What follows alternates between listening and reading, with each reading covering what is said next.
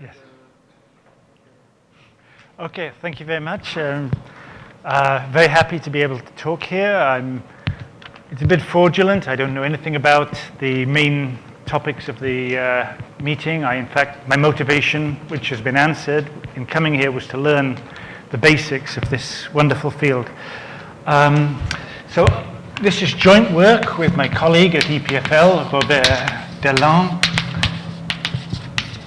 And what I'd like to do is talk about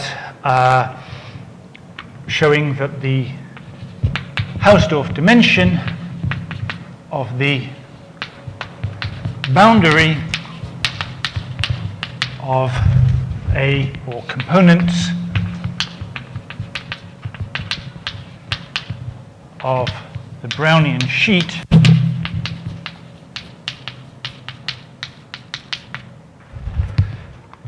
is equal to 1/4 1 plus square root 13 plus 4 square root of 5. Okay. So in this sense, I chose this topic. It's slightly oldish work, but me and Robert are currently working on this summer to try to make it publishable. So also there's an obvious intersection with the methods exposed by Wendell and Werner on how to calculate dimensions, Hausdorff dimensions. And so this has an intersection with Wendell and Werner's lectures and those of Greg Lawler. Okay, so just to recall, for those that don't know, the Brownian sheet, W,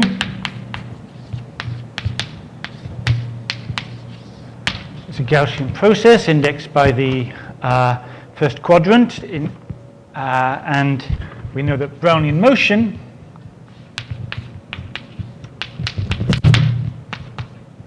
is a centered continuous Gaussian process, so that the covariance Bs, Bt is minimum of S and T. So for us, our generalization of the Brownian sheet acts as a generalization of Brownian motion in that its covariance is, first mistake, is given by this. It's a centered continuous Gaussian process with this covariance. So you could also say this is a half t plus s minus t minus s, absolute value. And if you generalize that, then you get another generalization to higher dimensions. You get another generalization of Brownian motion, Lévy's Brownian motion. Okay, but I'd like to stick with this. All of these have generalizations. You could have a Brownian sheet from R to the n plus to R to the d, but I'm just going to stick with this today. I'm sorry? How does it look in free space if you just know your first quadrant and take the W like... It's, kind of wavy, rocky, rough, but it's also spatially inhomogeneous, as we'll see. Different from the DFF. I would say yes. The chief difference is I have a pretty good feel for the Brownian sheet, and I don't really understand the GFF. Okay. Okay. Okay. So one important so basically, I'm going to be looking at, if you look at, let's say, the open set, W greater than 0, you have these components, and these components, I'm just interested in, okay, you have these open sets, what does the boundary look like, or what can you say about the dimension of the boundary? That's all.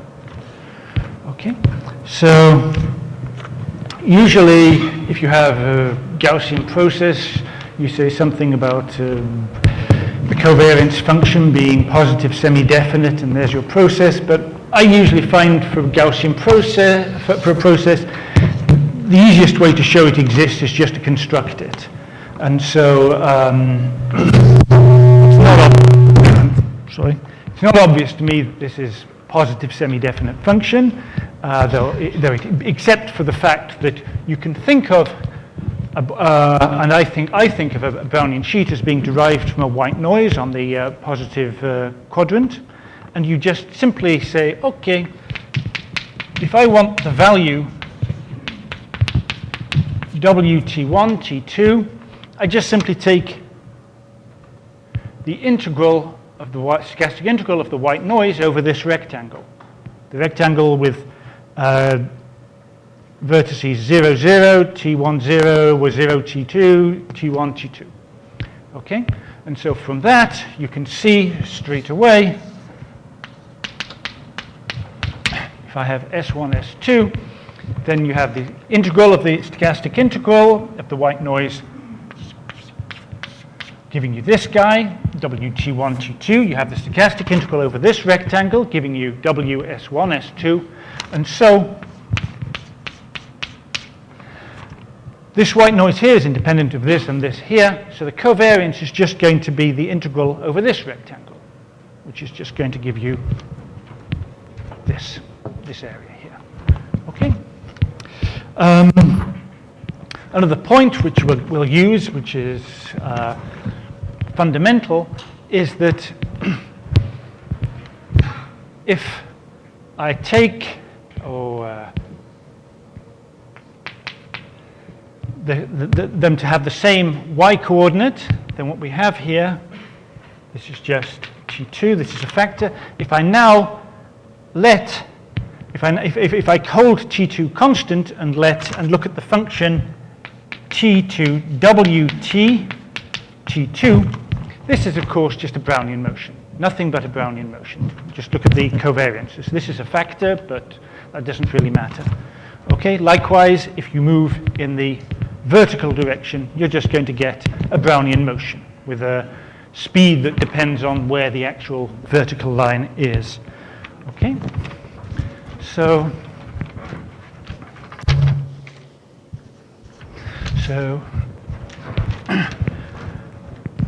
we know this. Well, J. Rosen, for instance, has methods that show that if you look at the dimension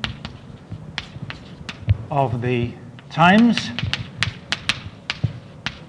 so that WS of t is 0, this is 3 over 2. We know that. Okay, that's just classical methods apply, or more generally, it's n minus d over 2. Okay, but this doesn't,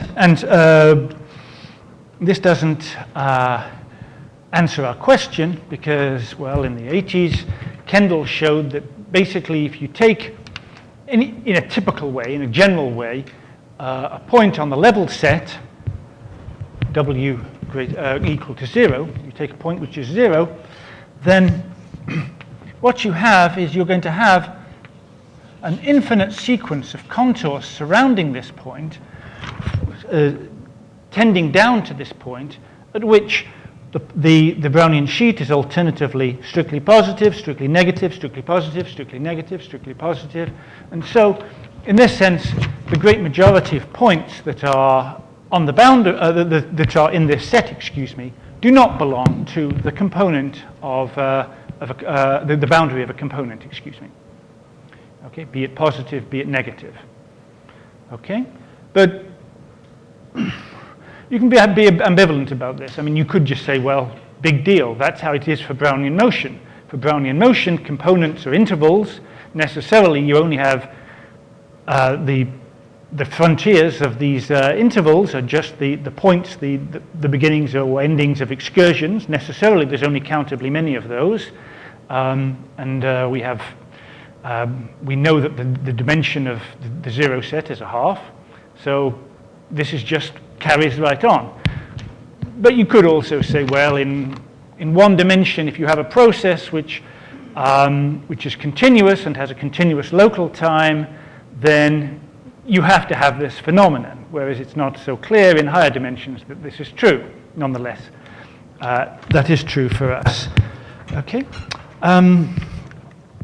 So I'd now like to talk about additive Brownian motion. So additive Brownian motion, again, I'm just going to talk about additive Brownian motion for range dimension 1 and defined on 2 dimensions. Additive Brownian motion is going to be a process xs of t, which is going to be b1 of s plus, or maybe minus if you want, it doesn't matter, b2 of t plus some x, some initial value, where b1 and b2 are independent two-sided Brownian motions.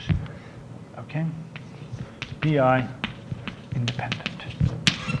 Okay, and this is relevant to our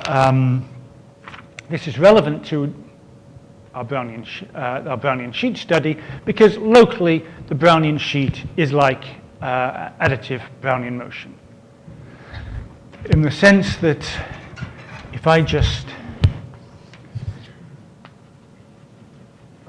fix this point T1, T2 here, and now I look at W T1 plus H T2 plus G. I can write that as W T1 T2, of course, plus W T1 plus H T2 minus W T1 T2 plus W T1 T2 plus G minus W T1 T2 plus W T1 plus H T2 plus G minus W T1 plus H T2 minus W T1 T2 plus G plus W T1 T2.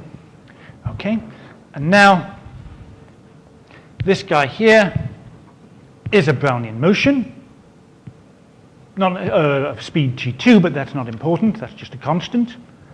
This guy here is another Brownian motion. Okay, and this here is going to be just a Gaussian random variable, but this will have, everything means 0, this will have variance h times g, or magnitude of h times magnitude of g. And so this will be of lesser order. This will be a nuisance compared to these guys here. Locally, these are the terms that are going to dominate. Just to add, as we move off, if we look at this Brownian motion here, as we move off for h positive, everything is fine. This is derived from the white noise to the right of the point T1, T2. Equally, this guy here, as g goes up, this is fine, no problem there. Okay, but on the other hand, for h negative or g negative, there's a slight dependence introduced, but it's not so. We have to deal with it, but it's not great locally. So because the point is, if h is negative, the Brownian motion will be derived from this white noise here. But on the other hand, likewise, if g is negative, that will be derived from a white noise rectangle like so. And they will intersect there, and you have an independent. Then so you have some dependence, but it shouldn't be too great. Okay, so locally you believe that what goes for additive Brownian motion should go for the Brownian sheet, and it turns out that in fact the answers for the analogous question for the additive Brownian motion is the same as for the Brownian sheet. I should mention maybe here a paper by Koshnevison, where he very nicely, directly, elegantly shows that, for instance, the capacitory properties of the Brownian sheet and the additive Brownian motion are the same. Okay. I don't see something quite as direct. what we do is we just find out that the method or our approach that works for one process works for the other. Okay? So I'm going to begin with additive Brownian motion, attacking additive Brownian motion. And so what we're going to do is we look at this process, xt1, t2, which is equal to b1, t1, plus b2, t2, plus x. And I'm going to take x to be positive, small, positive. And the question I would like to ask is, okay, I start off, the value at the origin is x, and I want to say, is there a path starting here, so that, does there exist a path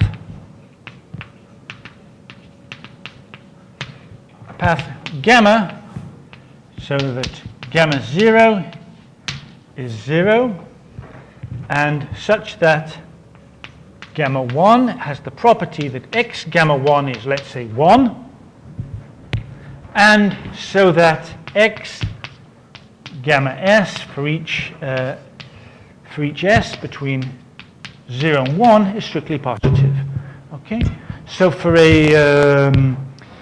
one-dimensional Brownian motion, of course, this is just the gambler's ruin. The probability that such a path exists is just 2x minus x squared by the gambler's ruin,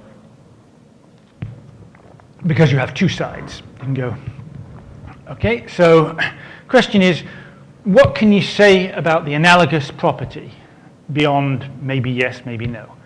Okay, so for that, the important point is, the key element is something that John Walsh and Robert Delong introduced in looking at the size of components of the expected size, which we called the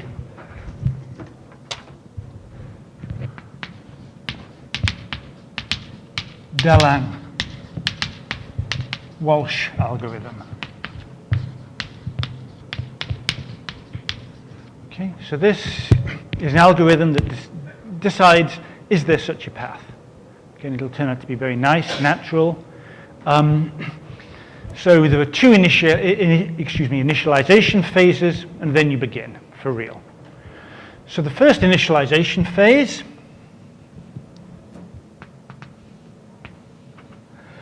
I start off with value x at 0, and I move along. I just follow the Brownian motion. It's two-sided. I follow the Brownian motion, the first Brownian motion, until I get to 0. Okay, so I'll have a value 0 here and a value 0 here. And somewhere, of course, necessarily, the moment the Brownian motion leaves x, it's going to get bigger and less than x. So necessarily, there's going to be a maximum, which I'll call m1 here. Necessarily, it's going to be attained at a unique place.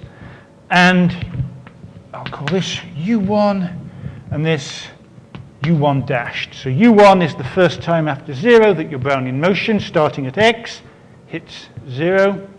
And u1 prime is the supremum of the times that you have a 0 as you move this way. Okay? So we start off here.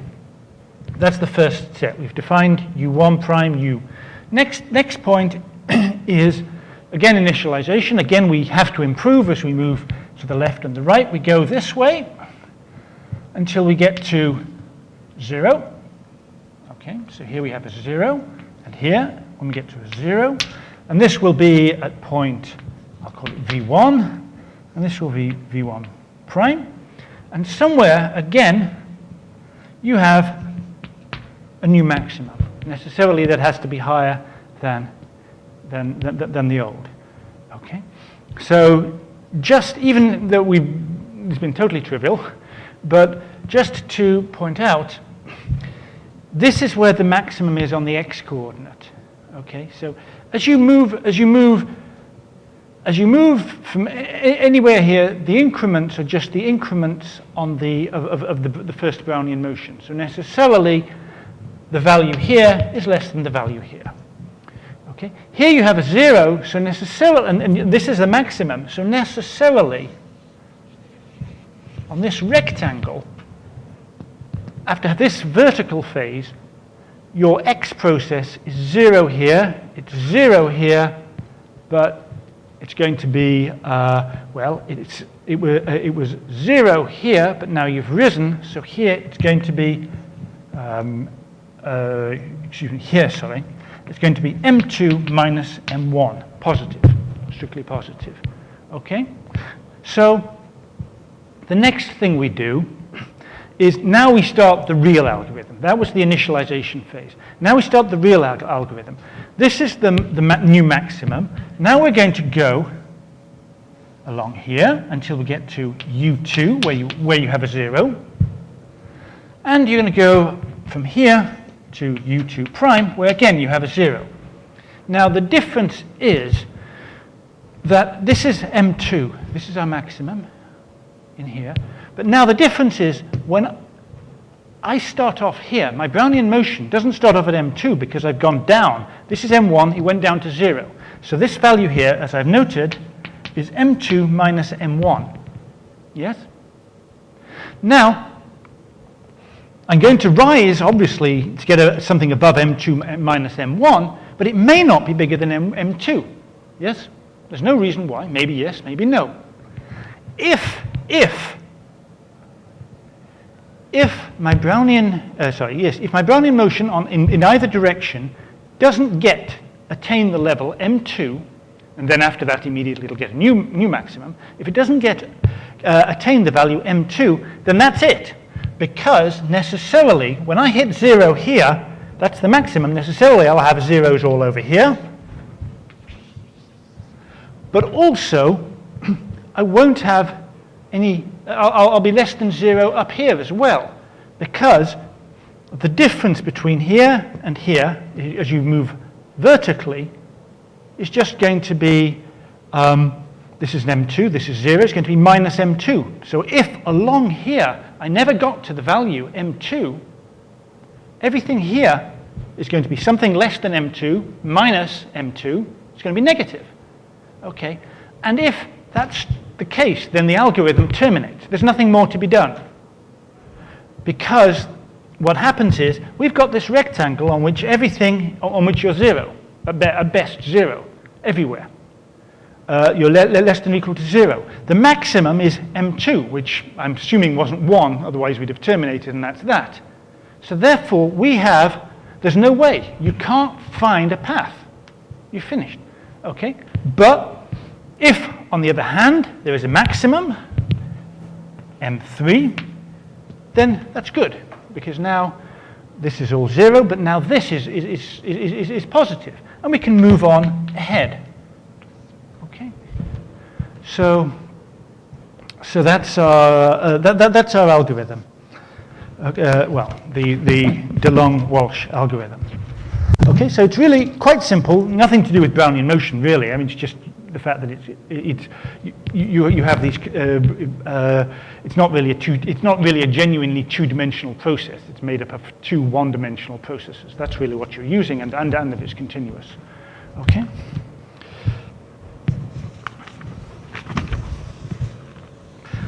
So the point is, as it evolves, we have rectangles with different shapes, but the rectangles, the size and the shape of the rectangles doesn't matter.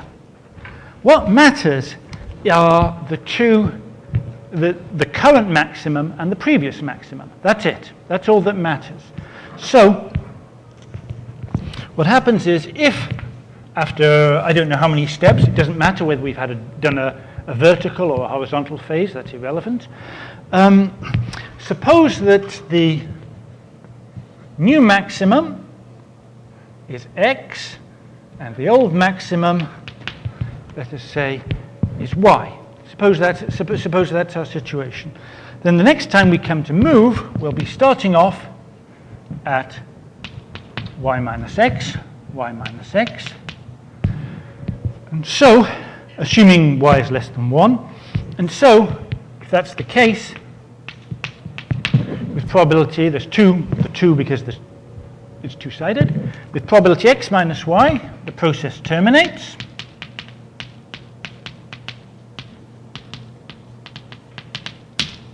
With probability, this is just gambler's ruin. 2x over y, 1 minus xy, 1 Brownian motion.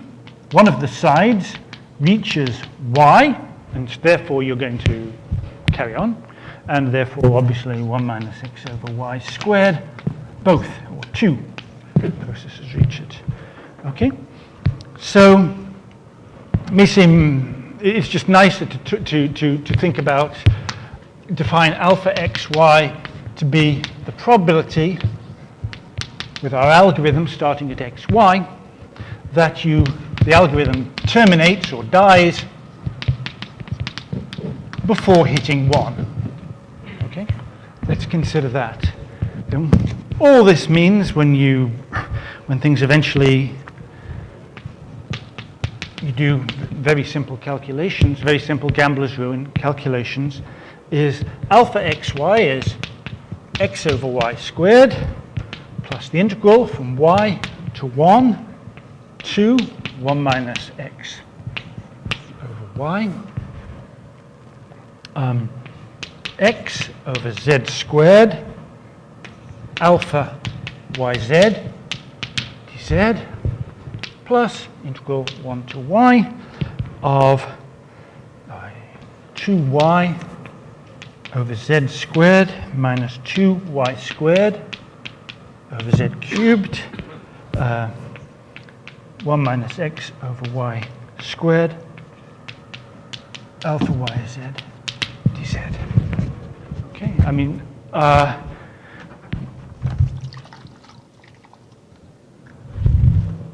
think this is right, actually, but the point is not that what this actually is, but that it's a very simple, easily calculated equation. Okay, so what we do is, for analysis, simply we say phi 1 of y we're going to define to be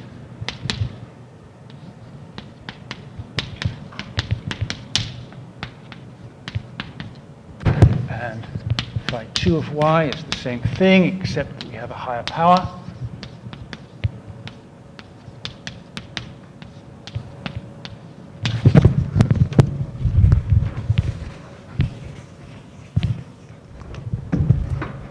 So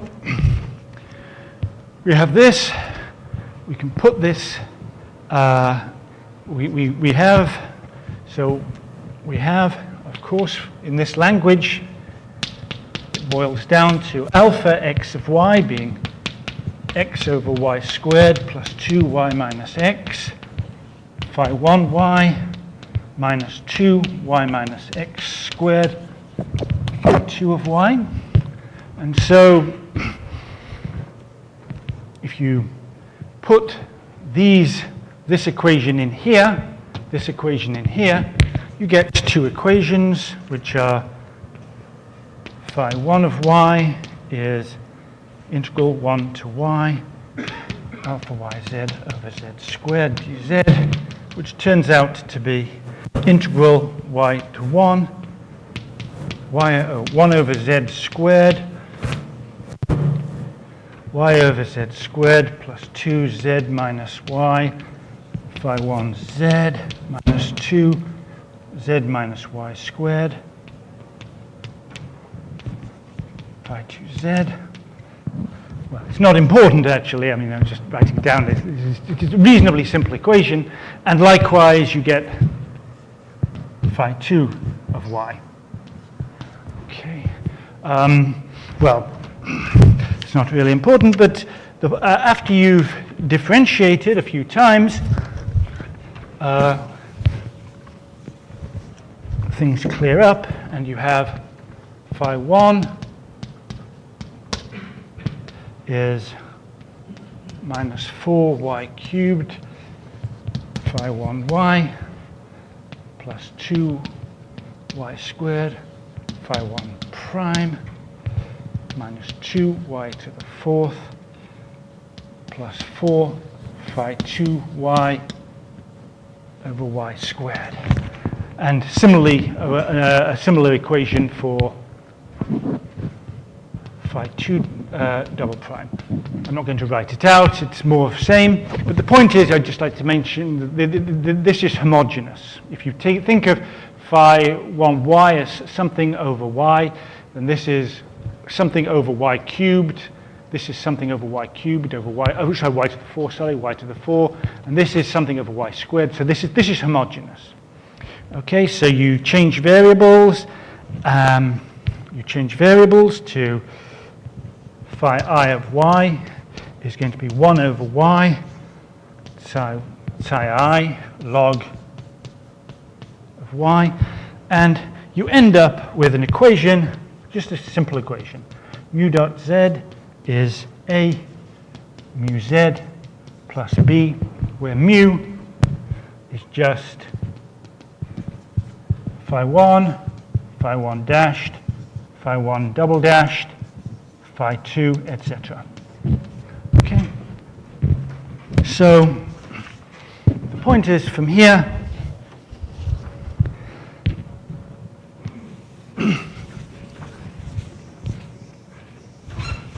we can solve these equations.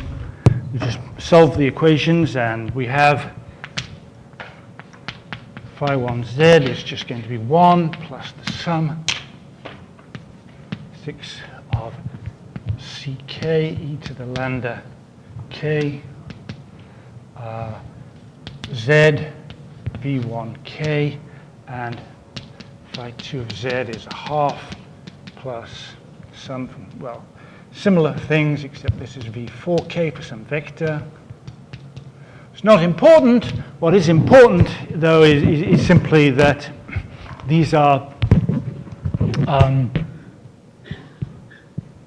is that the first term ck c1 with this, which corresponds to the smallest eigenvalue is non-zero. That's the important point, that c1 is non-zero.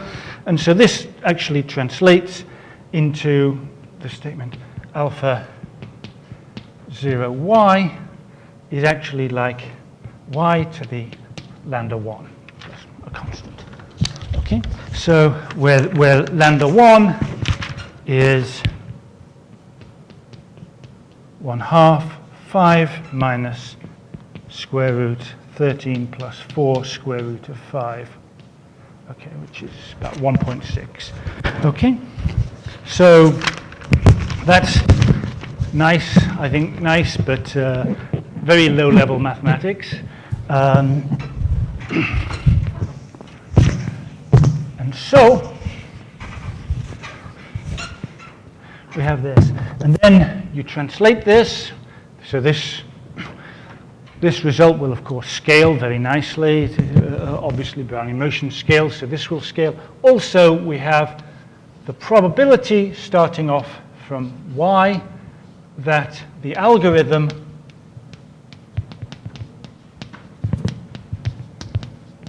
escapes the box minus 1 squared is also, of course, by very low-level methods, going to be about the same probability. Okay? By escaping that, simply by that I mean simply that as you move along, you're looking at the until the algorithm terminates. You're looking at the various. You're examining your process, and the examination takes you beyond the cube minus 1 to the square minus 1 to 1. Okay.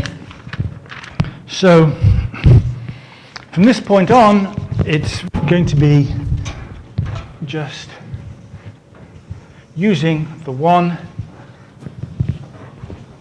and 2 moment estimates.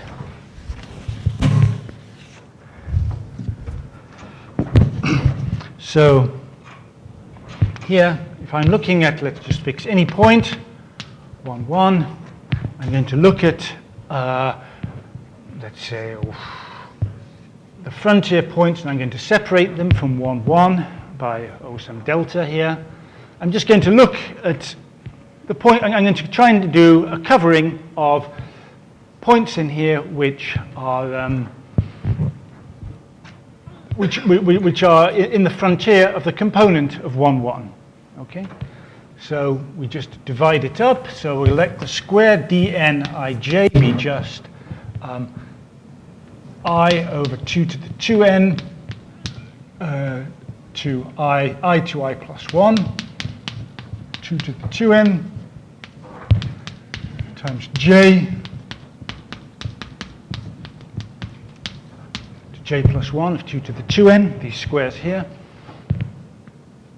And we want to ask, we're just going to, because I'm interested in Brownian, in the dimension rather than the measure function, usually the uniform covering, you just divide it up into squares, and you, if you contain a point, you include that square, otherwise you don't. This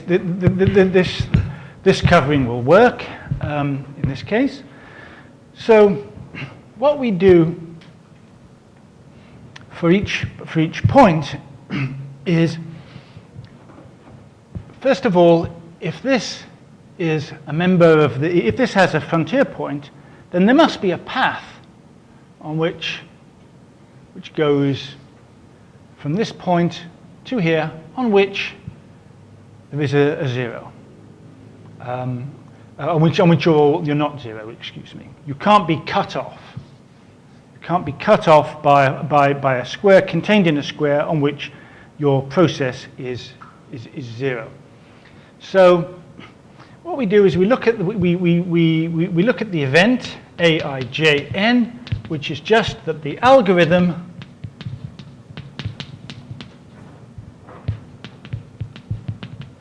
started at, let's just say, I over 2 to the n, j over 2 to the 2n, escapes, and I'm going to write minus delta to delta, meaning by this I mean the square centered at this point, escapes. Okay, so we know. Sorry, and we started at this point with value n 2 to the minus n. The n is just what Greg Lawler was calling just one of these powers. They're not going to change anything. Okay, then what we have is Pnij is just going to be of the order, there's a constant depending on delta, doesn't matter, delta is fixed, and it's just going to be n 2 to the minus n to the power lambda 1. Okay? And now you say to yourself, well, this depended upon the increment in a ball, delta is let's say less than half, centered here. So in particular, it depended on the increments. So the increment here and here are independent of this. They're independent of the event ANIJ. So we have, once you've looked at this and seen if this event occurred, you've got these independent normal 0, 1 random variables here. So we have the probability BNIJ intersect ANIJ is less than some constant, delta, maybe a bit different, n2 to the minus n, lambda 1, 2 to the minus n, where BNIJ is just that let's say x evaluated at this point here, I over 2 to the n, j over 2 to the n, is less than n, let's say over 2 to the minus n. Okay? So we have this independence. This is the probability we want. We don't care about the n factor here. Now, it could be, for it to be the case that this doesn't occur, and yet your square here contains a frontier point, it must be the case that you have a very large variation in this small square, a variation of size n to the 2 minus n. Okay?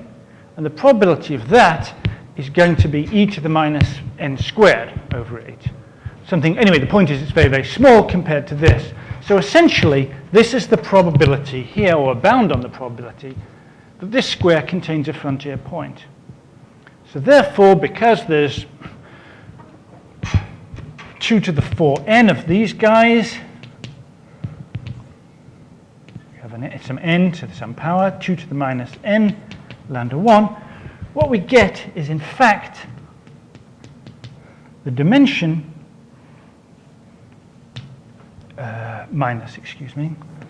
what we get is that the Hausdorff dimension of the frontier set has an upper bound of 3 minus lambda 1 over 2. Okay? So then, the next thing to do is, of course, just to follow the program outlined in the introductory lectures by Wendel and Werner, and just to try to find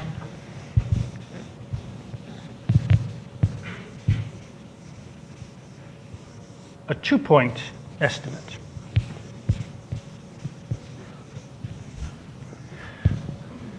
Now, up to now, to get the to get the upper bound on the Hausdorff measure, all we needed was a probability, basically a probability that this square was good. That's all. That's all we needed. Okay.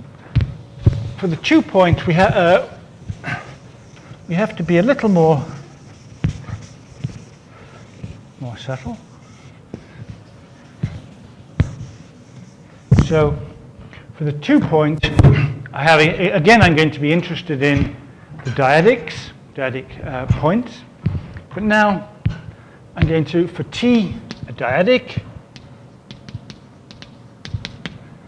I'm going to let the event at be that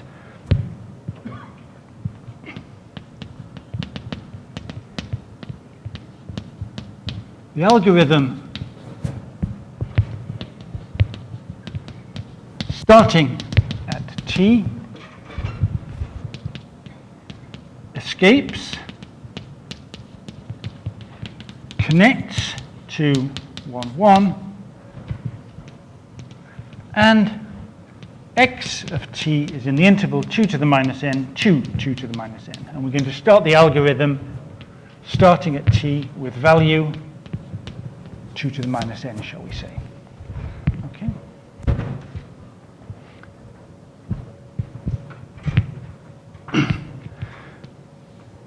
So,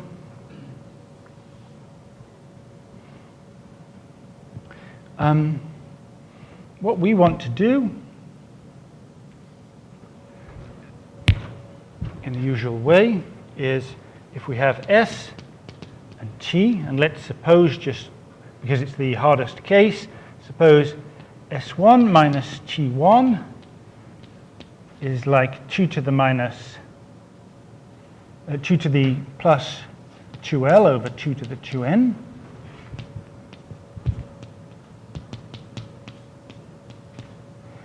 And t2 minus s2 is the same thing with k. And suppose k plus, this is plus, sorry, plus. But k, suppose k is less than l. So we're in this kind of situation here. Then what we do is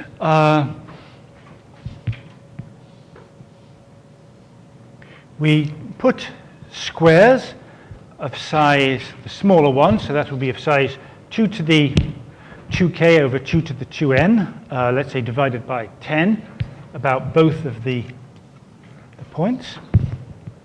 Okay. So then we let the algorithms run until they either get a certain value, 2 to the minus k over 2 to the k over 2 to the n, or they escape this square. Okay, these are totally independent events. Now, within one of them, we stop. That's enough. They've done enough for our probability purposes. But for the other, we can let that run, well, there's a slight bit of information which might stop this, but nonetheless, we can actually let this one run. It doesn't change it much until we get to this level here, 2 to the 2L over n. Now, we want independence of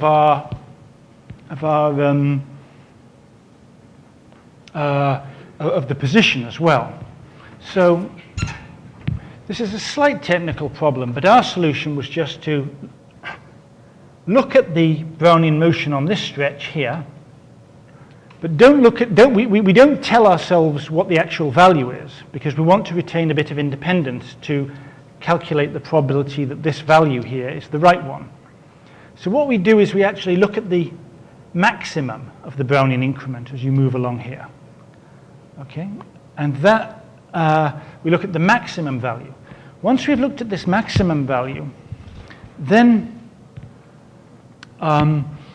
we then collapse, we take all this information here, not this value, not the value here, but the maximum, which is an upper bound, and we start off this algorithm again anew with this random information and move on.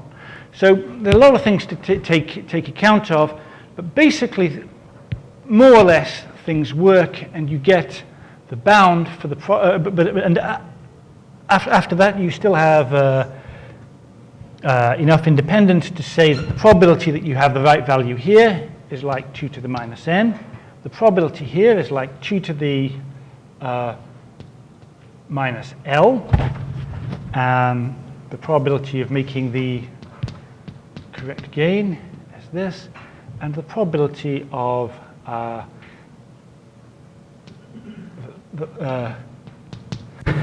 this algorithm worked here.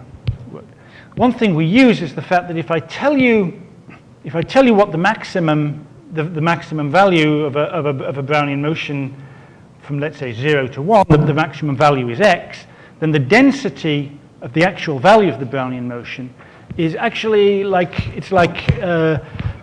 its density. The maximal density goes like x given for the Brownian motion, which makes sense because if you've had a large deviation, if I tell you you've had the maximum is a large deviation, your Brownian motion at time 1 should be very close to that maximum. Okay, but that doesn't change things too much in our calculation. We can get by that. Okay, so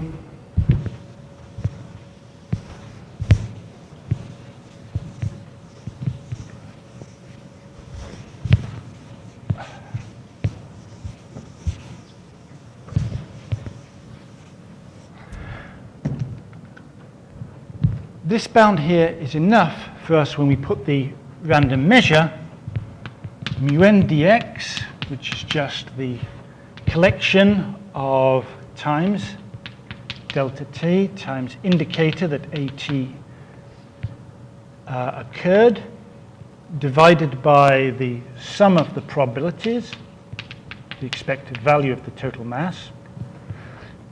For this here, we can show that mu n dt, mu n dt prime, t minus t prime to the beta indicator t not equal to t prime. This integral here is bounded, and from that, in the usual way, we get that with positive probability, the frontier set, which can be the only these limiting measures, any weak limit can only be supported. This is the usual compactness argument. Can only be supported by frontier points of the component that contains the 0.11, and so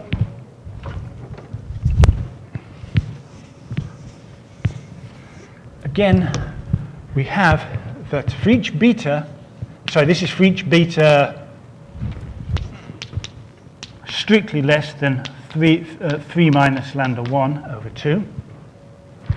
And so what that tells us is with positive probability, we have the correct dimension. And At this point, we would like to invoke an appropriate 0-1 law, but I'm not aware of anything that fits our needs. So we just acted in a fairly rough way, using scaling properties. We just argued that, well, if you start off with 1, you just move along until you get to within, let's say, 2 to the minus n of 0. And then you have everything scales nicely. So here you're with a reasonable value, and you have a reasonable chance of picking up a dimension beta in your boundary. But maybe yes, maybe no. Okay, so next you move up a little bit, a distance which is large compared to 2 to the minus n, and you move along, irrespective of what's happened here locally, you have a chance, if this distance is large, you have a chance about a half of moving beyond, in which case you've got a new chance, and a chance a half of not, in which case you don't bother. But you keep moving, and you have lots and lots of chances to pick up that beta, that probability. Okay, so the next point, and I'm running out of time, I apologize, but the next point is how do you address things for the Brownian sheet. So, unfortunately, what I've told you is really only about 30 pages, and it goes on for about 120 pages. So,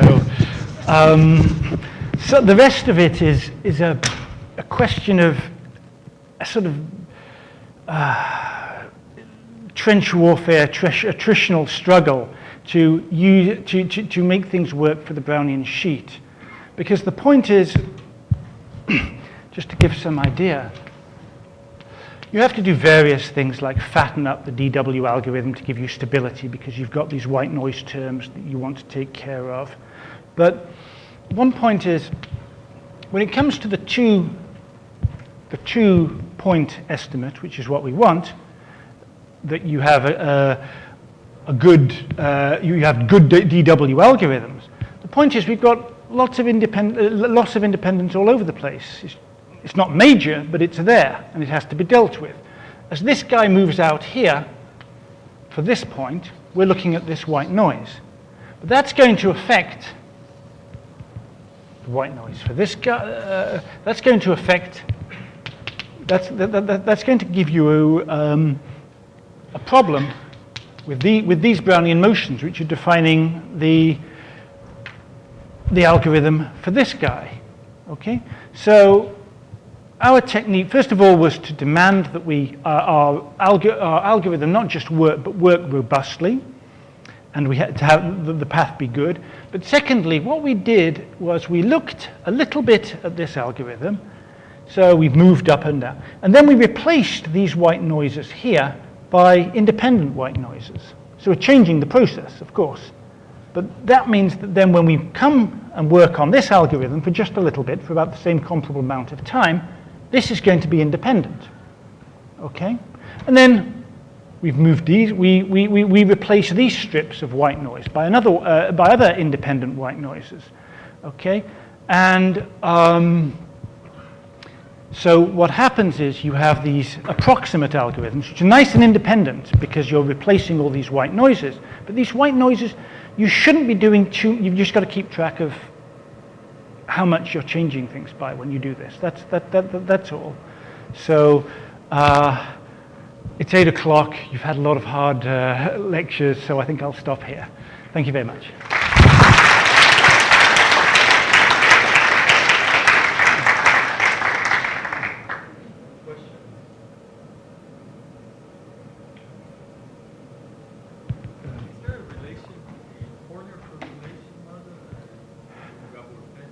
Yes, this is it. Yeah, yes. I'm sort of reading that, trying to understand that, because he does deal with similar problems for a discretized version. Yes. So I would say yes, there is, but I don't fully understand it yet. But yes, that's a very nice work.